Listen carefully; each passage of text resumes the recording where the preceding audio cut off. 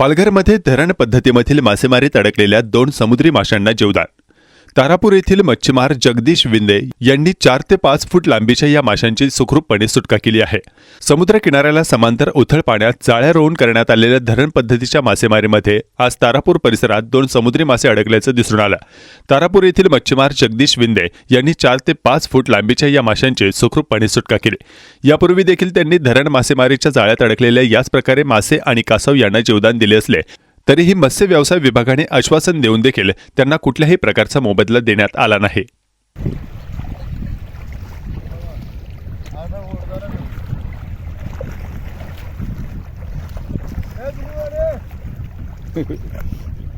दिलीपला बरं देखला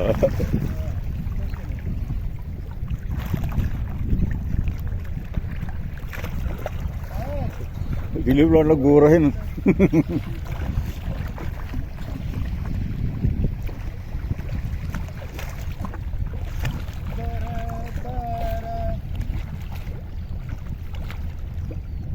लवकर ये नाही तर म्हणजे पाणी उकले ना आपल्याला मेहनत करायला लागेल.